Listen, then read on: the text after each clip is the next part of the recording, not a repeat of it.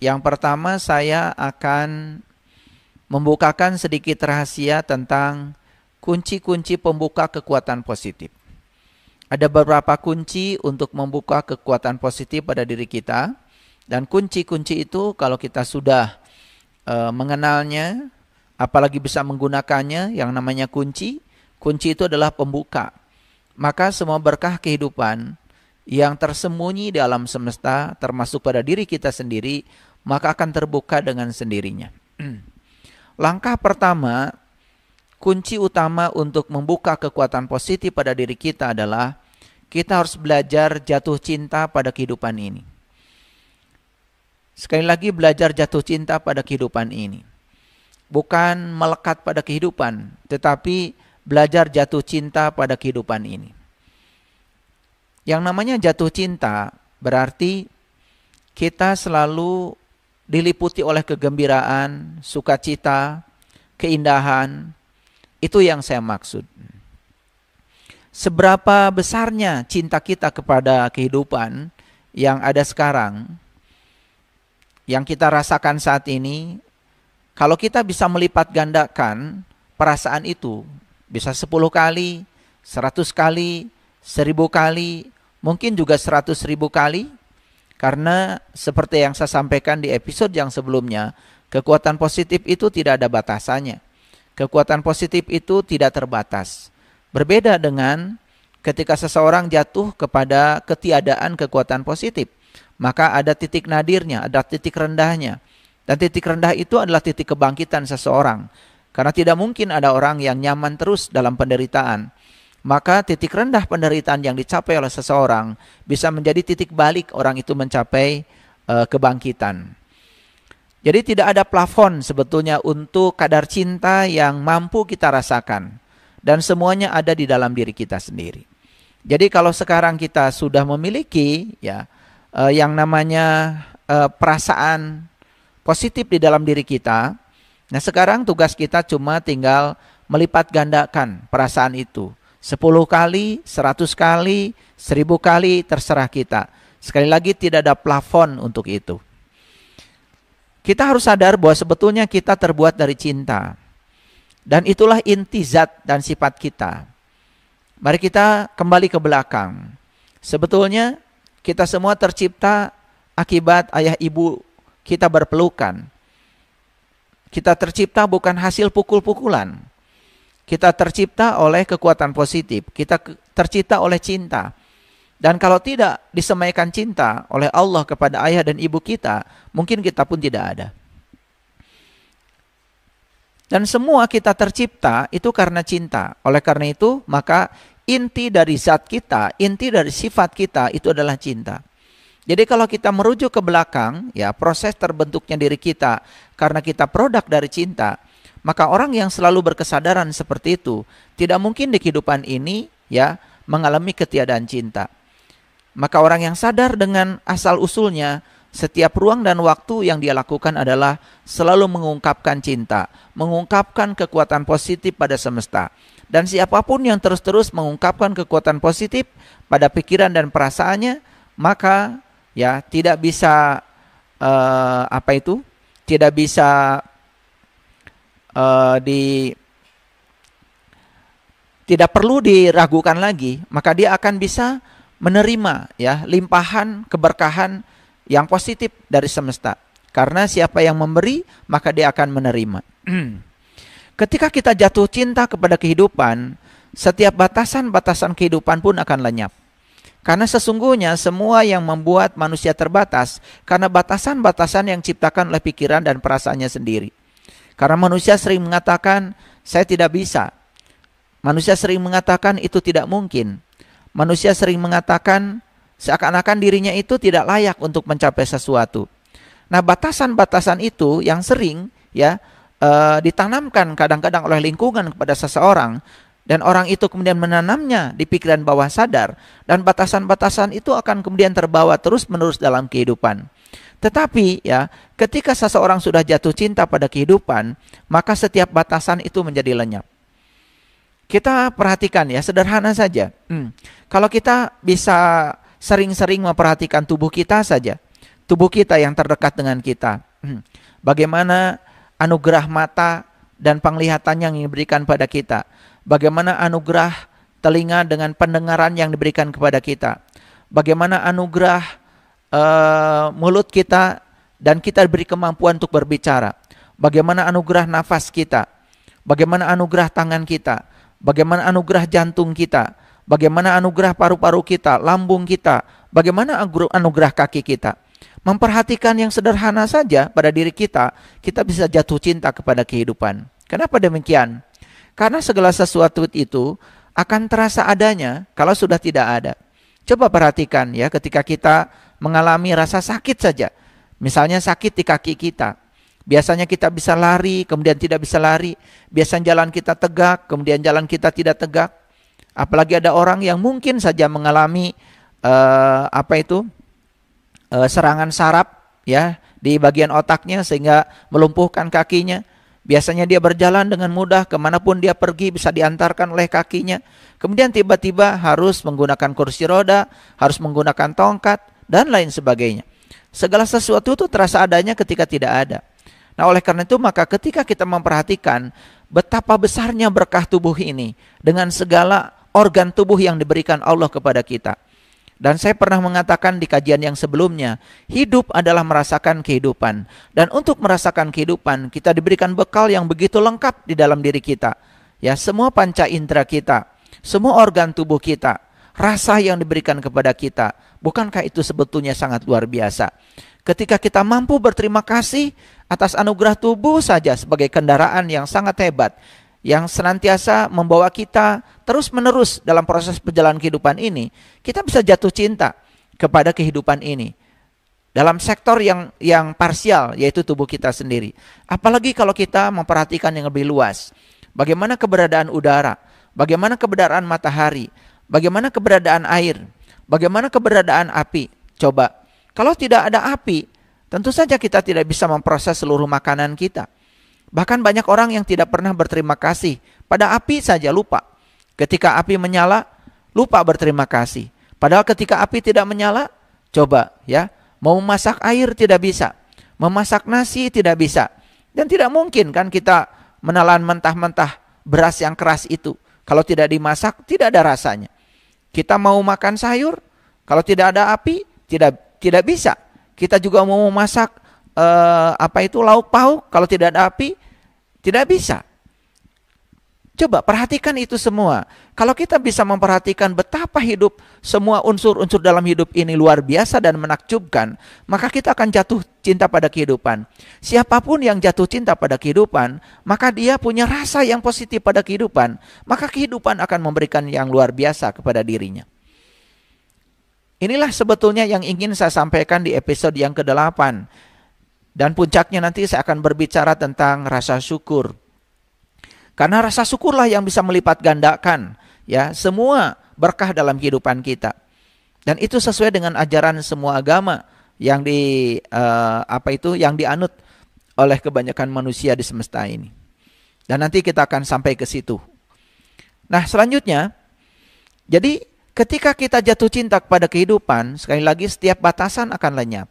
Karena sebetulnya semua batasan itu berasal dari ketiadaan cinta. Semua batasan itu karena kita tidak bisa mengungkapkan cinta. Ketika kita bisa mengungkapkan cinta dan kita bisa jatuh cinta pada kehidupan, semua batasan-batasan itu akan lenyap. Jadi sesungguhnya kita bisa melampaui ya batasan dalam hal apapun. Batasan dalam hal uang, batasan dalam hal kesehatan, batasan dalam hal kebahagiaan, batasan dalam kegembiraan, batasan dalam jalinan hubungan. Jadi semua itu dapat dilampaui. Batasan-batasan itu dapat dilampaui. Syaratnya cuma satu, kita sudah bisa jatuh cinta kepada kehidupan. Ketika kita sudah jatuh cinta kepada kehidupan ini, ya, kita tidak punya perlawanan lagi. Dan apapun yang kita cintai akan muncul. Apapun yang kita inginkan akan muncul secara serta-merta. Karena apa? Sudah tidak ada perlawanan lagi. Seperti yang sudah saya sampaikan, ketika kita menolak sesuatu yang tidak kita inginkan dalam hidup, sebenarnya ketika kita mengatakan tidak, sesungguhnya kita sedang mengatakan iya. Karena menurut hukum tarik-menarik, penolakan itu berarti kita sedang memancarkan perasaan buruk terhadap sesuatu. Dan ketika perasaan kita buruk, maka kita akan mendapatkan yang buruk. Jadi ketika kita mengatakan tidak pada hal yang tidak kita inginkan, sebetulnya hukum tarik-menarik memahaminya, kita mengatakan iya. Nah, itulah mekanismenya, itulah rahasianya. Sudah saya bukakan pada kesempatan pada episode yang sebelumnya. Para sahabatku, ketika kita sudah jatuh cinta kepada kehidupan ini, ya, kesempatan-kesempatan akan berdatangan. Semua akan berdatangan ke dalam kehidupan kita. Bahkan sentuhan kecil saja sudah cukup untuk menghapuskan hal-hal yang negatif. Dan barangkali banyak sekali ya kita menyaksikan ada sekelompok orang yang dengan upaya sedikit saja dia mendapatkan berkah yang banyak. Tapi ada sekelompok orang lain dengan upaya yang sangat kerja keras, tetapi dia tidak mendapatkan berkah seberlimpah orang tadi. Ya, yang dengan sentuhan kecil saja dia mendapatkan berkah yang banyak. Di mana letak perbedaannya? Letak perbedaannya sebenarnya sederhana. Yang satu sudah mampu mengungkapkan kekuatan positif, yang satu belum mampu mengungkapkan kekuatan positif. Karena yang satu sudah melampaui segala batasan, yang satu masih terperangkap oleh batasan-batasan. Itu yang menyebabkan perbedaannya. Dan kita sama sekali kadang-kadang mengabaikan semua ajaran yang disampaikan oleh semesta kepada kita. Padahal setiap hari begitu banyak sebetulnya pelajaran yang ditampakkan kepada kita. Cuma kita abai terhadap semua itu. Kan setiap hari kita bisa menyaksikan mengapa ada orang yang hidupnya dipenuhi oleh keberlimpahan. Mengapa ada orang yang hidupnya justru dipenuhi oleh kekurangan. Di mana letak perbedaan mereka? Dan selama ini kita memahami seakan-akan itu adalah takdir yang diberikan oleh semesta kepada kedua orang itu. Bagaimana mungkin semesta yang punya cinta kasih yang tanpa batas kemudian membeda-bedakan? Bahkan Allah mengatakan dirinya bukankah sebagai yang maha adil. Dan Allah tidak mungkin memperlakukan hamba-hamba yang dicintainya berbeda. Dan Allah itu menyediakan kebahagiaan yang sama, menyediakan berkah yang sama. Yang menyebabkan dua orang itu berbeda mendapatkan berkah, itu bukan Allah sebetulnya, tapi dirinya sendiri. Sekali lagi, dirinya sendiri. Itu yang harus kita pahami. Jadi penentu kehidupan kita sesungguhnya adalah diri kita sendiri. Kita akan merasa jauh lebih nyaman daripada yang kita kira. Kita bisa merasakan sesuatu yang lebih nyaman daripada yang kita rasakan. Kapan itu terjadi? Ketika kita sudah bisa jatuh cinta kepada kehidupan.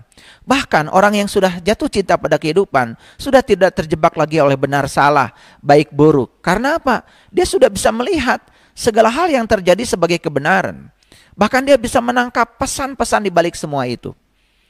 Saya sering mengatakan kepada mahasiswa saya, kalau saya sedang mengajarkan fisika, misalkan yang sederhana saja, kita mengenal dalam fisika ada yang namanya anomali air. Jadi air itu ya memiliki sifat yang berbeda, yang disebut dengan anomali.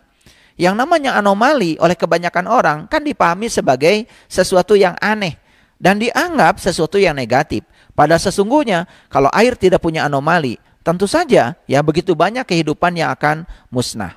Sambil contoh yang sederhana ya. Saya jelaskan supaya semuanya bisa memahami.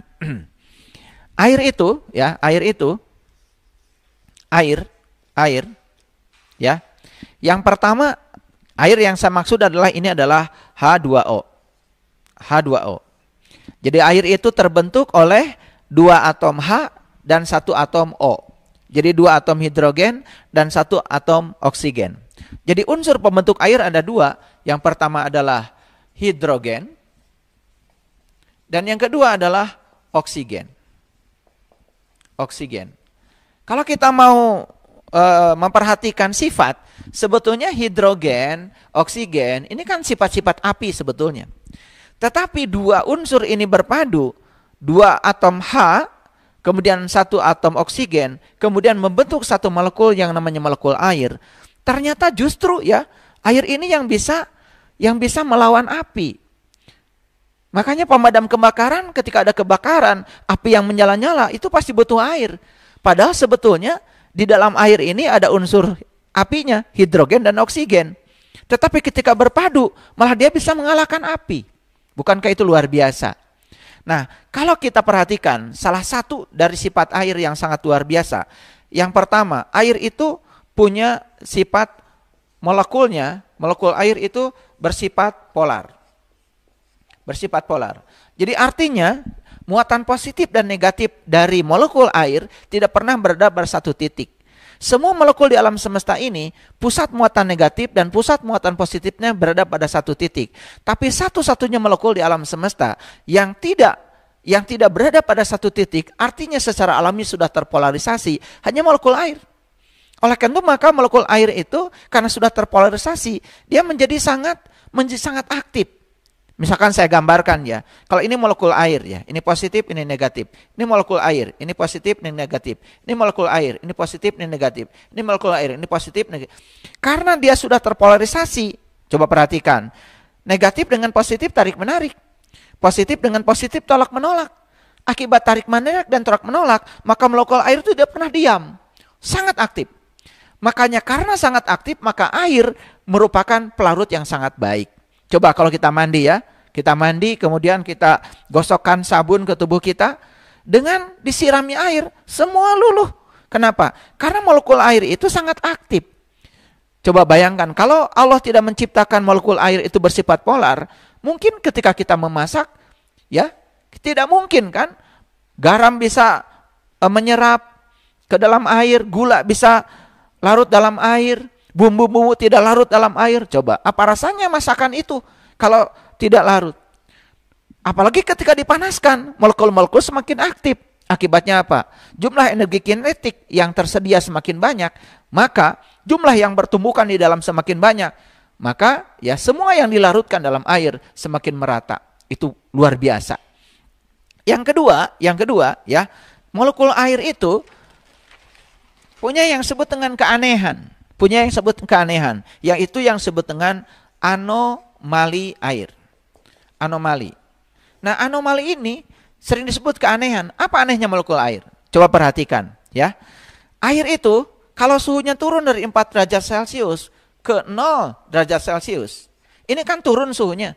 Harusnya kalau turun itu menyusut. Air beda. Turun suhunya malah memuai. Luar biasa. Tapi ketika naik suhunya dari 0 derajat Celcius ke 4 derajat Celcius, apa yang terjadi? Malah justru dia menyusut. Ini yang disebut dengan anomali, ya. Jadi ketika suhunya turun malah memuai. Ketika suhunya naik malah menyusut. Sementara semua kebanyakan material di alam semesta, kalau suhunya turun, ya dia akan menyusut. Kalau suhunya naik memuai, air enggak. Suhunya turun malah memuai. Suhunya naik malah menyusut. Ini disebut anomali. Nah, anomali ini bukan keanehan, tapi ini cinta kasih semesta. Ini kasih sayang Allah yang luar biasa. Coba perhatikan ya. Para sahabat ya. Kalau para sahabat pesan es teh. Ini es teh sudah dibuat. Kan esnya itu tidak pernah tenggelam. Esnya selalu mengapung. Betul kan? Padahal ini sama-sama H2O. Ini H2O, ini juga H2O. Cuman ini H2O dalam bentuk padat, ini H2O dalam bentuk cair. Sama-sama H2O. Tetapi ketika dia berwujud es, dia mengapung di permukaan. Kenapa bisa mengapung? Karena apa? Karena massa jenis es lebih kecil daripada massa jenis air. Contoh ya, massa jenis itu kan sebenarnya massa dikalikan dengan volume. Perhatikan, ketika suhu turun dari 4 ke 0 derajat, berarti dia akan jadi es. Dia akan memuai. Kalau ini lebih besar volumenya, massa jenis lebih kecil. Akibatnya massa jenis air lebih kecil daripada massa jenis es lebih kecil daripada massa jenis air. Makanya es mengapung. Apa manfaatnya coba? Ini manfaatnya kalau di kita mungkin tidak terasa ya. Tapi coba di kutub. Di kutub ya. Ini danau. Di sini karena banyak sekali ikan, ya di kutub ya, ikan salmon banyak sekali di sini ya, di kedalaman ikan. Nah, ketika suhu turun dari 4 derajat Celcius menuju 0 derajat Celcius, apa yang terjadi? Kan ini semua permukaan akan jadi es. Ini es. Nah, kalau air itu sama dengan yang lain, ketika dia itu turun kemudian dia menyusut. Coba, rho sama dengan massa per volume. Ketika volumenya kecil, maka massa jenisnya akan besar. Akibatnya apa? Kan air akan tenggelam ke bawah. Kalau es akan tenggelam ke bawah. Kalau es tenggelam ke bawah, air akan terdesak ke atas. Akibatnya yang di bawah jadi es. Nah, air yang ke atas karena suhu turun akan jadi es lagi. Satu danau akan menjadi es. Tetapi dengan demikian, dengan anomali air, apa yang terjadi? Es hanya di permukaan saja. Jadi di kutub itu es hanya di permukaan saja. Di bawah itu kehidupan biasa. Bahkan ya orang-orang kutub kalau mancing kan bikin lubang di sini. Kemudian masukkanlah mata pancing ke sini, dapat ikan. Bukankah itu luar biasa? Nah, kalau orang awam menganggap anomali itu sebagai sesuatu yang aneh. Padahal anomali itu sebenarnya cinta kasih semesta. Nah, kalau kita berbicara tentang anomali kehidupan, pasti orang awam mengatakan anomali itu sesuatu yang tidak disukai. Padahal itu rencana Allah yang luar biasa. Nah, oleh karena itu, jatuh cintalah pada kehidupan. Begitu saya tahu sifat molekul air, pertama molekulnya polar, yang kedua punya sifat anomali, saya jatuh cinta pada air. Begitu saya jatuh cinta pada air, maka saya punya rasa yang positif terhadap air. Apa yang terjadi? Saya tidak mau menghambur-hamburkan air, saya sangat berterima kasih pada air.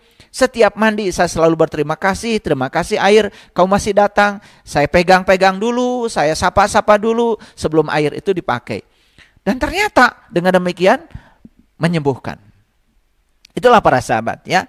Jadi kenapa ya yang pertama di episode yang ke-8 ini saya mengajak kita, yuk kita belajar jatuh cinta kepada kehidupan. Karena jatuh cinta kepada kehidupan artinya kita tidak bisa melihat lagi ada sesuatu yang buruk dalam kehidupan. Semua adalah berkah.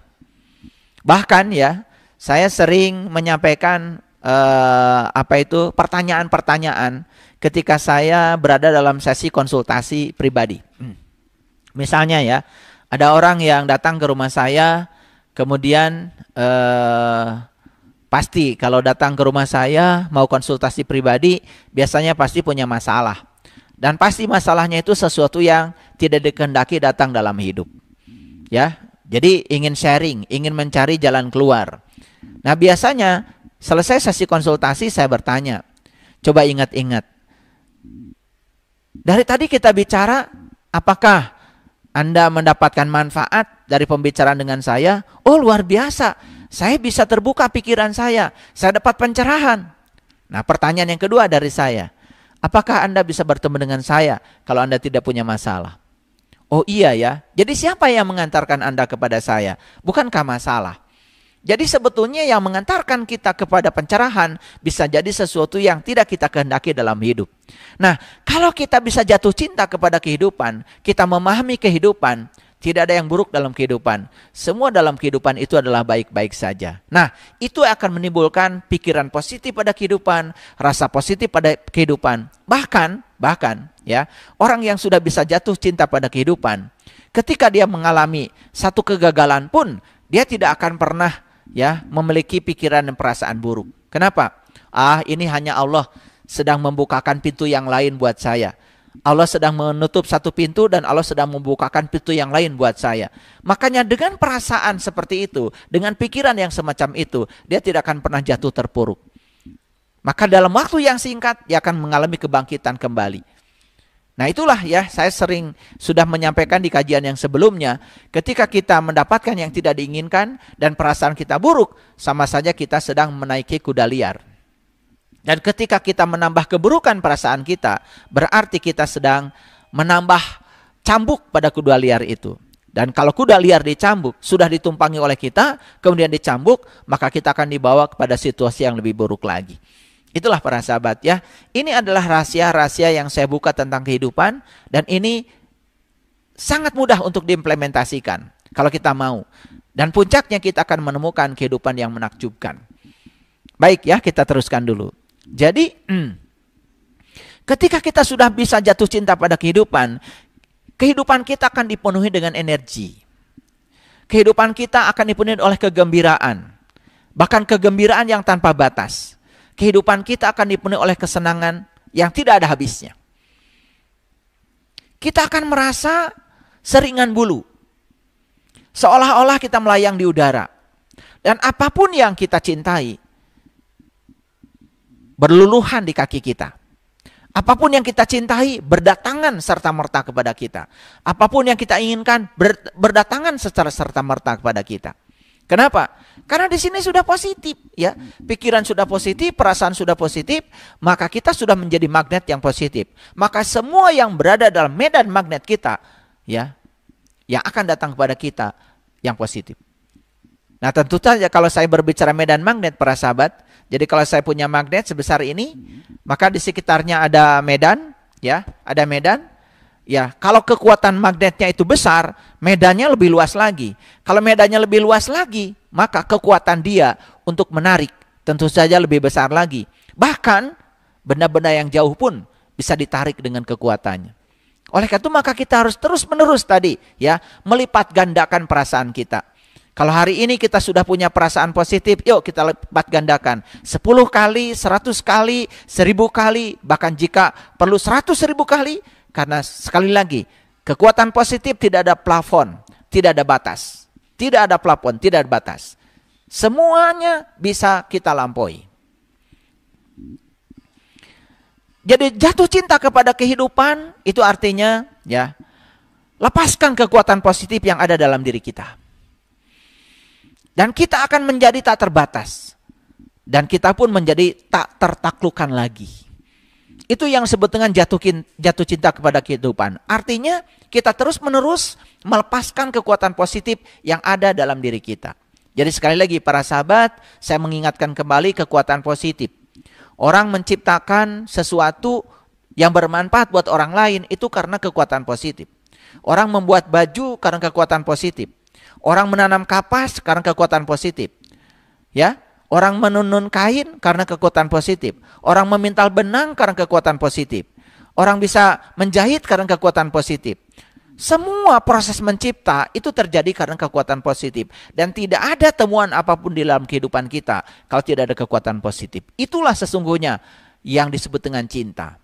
Makanya begitu seseorang punya cinta dan dia bisa mencintai, memiliki kekuatan positif dan kemudian dia menggunakan kekuatan positif itu, maka dia menjadi orang yang produktif. Itulah yang dikatakan oleh Rasulullah, sebaik-baik manusia yang berguna bagi manusia yang lain. Ya tentu saja, manusia yang berguna bagi manusia yang lain adalah mereka yang sudah bisa menggunakan kekuatan positif yang ada di dalam dirinya. Dia sudah menemukan cinta dan dia sudah mampu mencintai.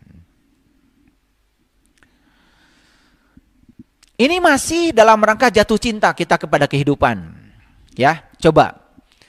Kita perlu sekali-kali mungkin belajar dari matahari. Matahari ya. Matahari. Kalau saya gambarkan apa itu bagaimana matahari dengan bumi, ya. Kita lihat di layar berikut ini, di papan tulis berikut ini supaya lebih jelas ya. Perhatikan ya. Ini matahari. Matahari. Yang paling istimewa dari matahari apa? Yang paling istimewa matahari itu ya selalu bangun tepat waktu. Walaupun penontonnya masih tidur, matahari sudah bangun. Dan matahari tidak pernah terlambat bangun. Jamnya menyinari, dia menyinari. Itulah matahari. Makanya kita perlu belajar dari matahari. Nah di sini kan bumi, ini bumi kita. Ini matahari, ini adalah bumi kita. Matahari memancarkan sinarnya ke bumi ini. Bukankah kita sudah tahu matahari ini adalah sumber energi? Proses fotosintesa di bumi ini tidak akan terjadi kalau tidak ada matahari. Kalau tumbuhan itu cuma berbekal air, karbon dioksida, kalau tidak ada matahari tidak akan terjadi yang namanya proses fotosintesa. Kalau tidak ada proses fotosintesa, tentu saja tidak mungkin ada buah, tidak mungkin ada sayur, tidak mungkin ada rumput. Dan kalau tidak ada rumput, tidak mungkin ada daging. Karena semua daging bukankah berasal dari rumput. Kambing makan rumput, sapi makan rumput, ya, semua makan rumput. Dan tidak ada daging kalau tidak ada rumput. Tetapi satu sumbernya, kalau tidak ada matahari, tidak ada rumput di sini. Berarti kalau tidak ada matahari, sebetulnya tidak ada yang namanya makanan di bumi ini. Tetapi yang luar biasa, para sahabat, ya, bukan sekedar tumbuh-tumbuhan yang hidup di sini gara-gara matahari, termasuk tubuh kita. Tubuh kita. Karena apa? Tubuh kita perlu makanan, sedangkan sumber makanan itu adalah semua yang ada di alam. Buah, sayur, ya, daging, ikan, semua. Dan semua mereka juga memakan semua berkah-berkah yang ada di alam. Semua berasal dari matahari. Yang luar biasa dari matahari apa? Matahari itu memancarkan sinarnya satu arah. Dan tidak pernah ya, dua arah. Walaupun sesampai di bumi dipantulkan, tapi di sini ada efek rumah kaca. Sehingga sinar yang datang ke bumi paling dipantulkan ke sini, pantulkan lagi ke bumi, pantulkan lagi ke sini, maka terus dipantul-pantul. Itu yang disebut dengan efek rumah kaca, sehingga terjadi yang namanya pemanasan global. Itu yang menyebabkan ya sekarang ya suhu di bumi ini naik, sehingga es di kutub mencair. Itu sangat berbahaya. Kalau terus-menerus suhu itu naik ya, maka semua es di kutub mencair, bahaya. Kenapa? Lautan akan naik. Ketika lautan naik, semua daratan bisa habis oleh lautan. Makanya kenapa sekarang daratan terus-menerus berkurang? Karena apa? Lautan terus naik. Akibat apa? Akibat pemanasan global. Kenapa itu terjadi? Karena di sini banyak sekali ya perangkap-perangkap yang memerangkap sinar matahari sehingga dia tidak bisa lolos lagi ke atas. Nah, perangkap-perangkap ini yang disebut dengan efek rumah kaca. Akibat apa? Akibat dari polusi yang ditimbulkan oleh manusia. Luar biasa ya. Jadi semua kerusakan itu ya sumber utamanya adalah manusia. Makanya kita sekarang belajar untuk menuju ramah lingkungan, ya kan? Ramah lingkungan, sampah supaya tidak terlalu banyak dan lain sebagainya. Nah, tapi yang paling luar biasa adalah matahari tidak pernah menuntut balas budi dari bumi. Tidak pernah matahari mengatakan pada bumi, tolong dong kau berterima kasih kepadaku. Matahari terus hanya bersinar, dan bersinar. Jadi kalau kita jatuh cinta pada kehidupan, mempelajari satu aja, bagaimana matahari itu memberikan kehidupan, bagaimana matahari itu memberikan cintanya kepada bumi. Kalau kita sadar itu saja, menurut saya sudah luar biasa. Makanya saya mohon maaf ya, kalau mau makan ya saya sering mengatakan ya bismillahirrahmanirrahim, Allahumma barik lana fima rozaqtana wa qina azabannar. Setelah saya berdoa seperti itu saya tambah lagi, ya Allah ya berkahilah rezeki yang kau anugerahkan padaku, manunggalkan rezeki ini dengan tubuhku, karena semua yang ada di piring itu akan bermanunggal dengan tubuh saya, akan menjadi diri saya. Dan untuk semua orang, dan saya mengatakan manunggalkan rezeki dengan tubuhku, sehat, kuat, sempurna. Dan untuk semua orang yang telah berjasa menghadirkan makanan ini kepadaku, aku doakan semua mereka sejahtera lahir dan batin. Dan untuk seluruh daya sambung semesta, tanah, air, api, udara, terima kasih, terima kasih, terima kasih. Baru saya baca Al-Fatihah. Kenapa? Karena saya jatuh cinta kepada kehidupan. Saya jatuh cinta kepada nasi, saya jatuh cinta kepada sayur. Karena mereka itu sangat luar biasa. Bukan sekedar sumber makanan, tapi mereka semua akan menjadi tubuh saya. Akan menjadi bagian dari diri saya. Makanya saya harus bersahabat dengan mereka semua. Dan ketika kita sudah bersahabat dengan semua mereka, percaya sama saya, kemanapun kita pergi, kita tidak akan susah makanan. Jadi satu persoalan kita, kalau kita susah dengan makanan, ya, jadi makanan saja menjauh dari kita, tidak mau bersatu dengan tubuh kita. Ada yang salah dengan pikiran dan perasaan kita tentang makanan. Karena apa? Barangkali kita kurang bersyukur, kurang berterima kasih kepada semesta. Dan kalau kita sudah bisa seperti ini, subhanallah. Makanya 4 unsur semesta yang luar biasa. Dari sini ada api. Di bumi ada udara. Kemudian ada air. Kemudian ada tanah. Ada tanah. Coba, 4 unsur ini bukan sekedar menjadi unsur pembentuk tubuh kita, tapi 4 unsur ini adalah unsur yang kita butuhkan setiap saat dalam kehidupan kita. Kita butuh api, kita butuh udara, kita butuh air, kita butuh tanah. Bahkan ya, kalau tidak ada udara, tidak ada mobil. Karena mesin mobil gak ada artinya kalau tidak ada ban. Dan bagian yang paling kuat dari mobil, bukankah sebetulnya adalah ban? Dan ban itu tidak ada kalau tidak ada udara. Tapi pernah nggak para supir itu berterima kasih pada udara? Ketika dia bannya kempes baru terasa, aduh ban kempes, udaranya keluar semua dari ban. Repot banget kan? Mobil mogok, mau jalan tidak bisa. Ya, begitu sudah udara masuk ke ban, jalan lagi mobil. Pernah nggak kita berterima kasih? Terima kasih udara, terima kasih, kamu luar biasa. Tidak. Karena apa? Kita belum jatuh cinta pada semua ini. Tidak jatuh cinta pada semua ini.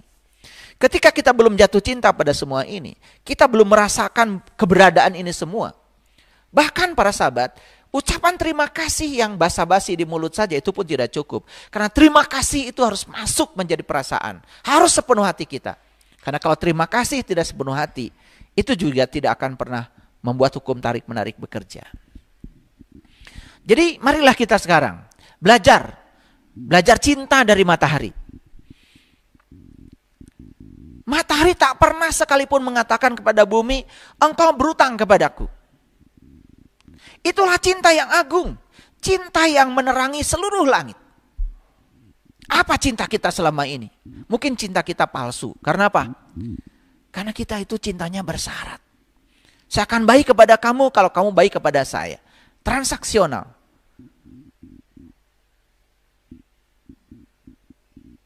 Transaksional. Itulah cinta yang sangat sempit. Matahari sudah mengajarkan cinta yang sangat agung kepada kita. Tidak transaksional. Matahari terus saja menyinari. Dan tidak pernah minta balasan.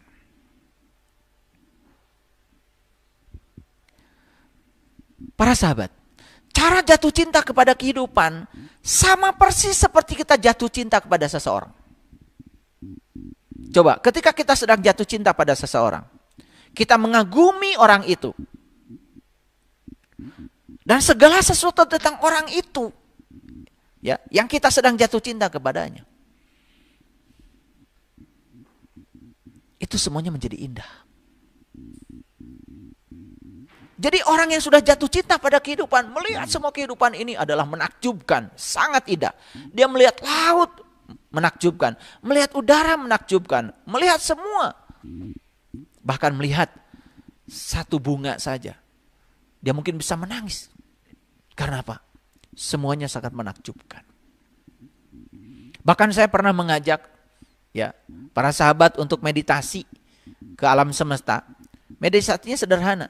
Setelah hening kemudian saya menyuruh mereka untuk memperhatikan semua daun yang ada di hadapannya. Jadi kebetulan habis meditasi di depan para sahabat itu ada banyak pohon. Saya suruh memperhatikan daun yang ada di hadapannya. Kemudian saya suruh menghitung berapa banyak daun. Semua mengatakan tidak sanggup. Menghitung saja tidak sanggup. Apalagi kita membuat. Apalagi kita mengambil satu daun dan kemudian perhatikan ya. Bagaimana sel-sel daun itu terbentuk. Bagaimana semesta, bagaimana ruang kosong ini. Ruang kesadaran ini menciptakan semua itu. Makanya tidak mungkin lagi ya menyakiti pohon. Bahkan merasa berutang budi kepada pohon yang memberikan oksigen setiap saat. Jadi belakang saya ini, saya baru menanam banyak pohon di taman. Dan saya perbanyak pohonnya, kenapa? Karena saya sadar, saya perlu oksigen. Dan saya sadar karena saya mengeluarkan racun yang namanya karbon dioksida. Karbon dioksida yang saya keluarkan kan diproses oleh pohon. Dan setelah diproses oleh pohon, pohon mengeluarkan bukan racun lagi, oksigen yang saya butuhkan. Jadi aneh ya kalau ada orang yang kemudian tidak suka menanam. Atau tidak peduli kepada pohon. Ketika pohon mengering, dia tidak sedih. Ketika pohon tidak kekurangan air, padahal dia punya tangan, tidak sedih. Saya kalau lihat bunga yang kering, ya pergi kemanapun, dan di genggaman saya ada air, itu sebelum saya minum, pasti saya siramkan dulu sebagian ke situ. Karena apa? Kan di situ ada tenggang rasa. Bagaimana saya bisa minum sementara dia tidak minum? Kalau kita sudah jatuh cinta kepada kehidupan, maka kita akan melihat semua dalam kehidupan ini menjadi sangat indah. Dan kita menjadi sangat peduli. Semua batasan-batasan akan lenyap seperti yang saya sampaikan tadi. Tanpa batasan. Kepada pohon, kepada hewan, kita mencintainya. Dan ketika kita mengungkapkan cinta kepada mereka semua, bukankah mereka juga akan mengungkapkan cinta kepada kita? Ini yang tidak disadari para sahabat. Ini hal yang sangat luar biasa dalam kehidupan kita.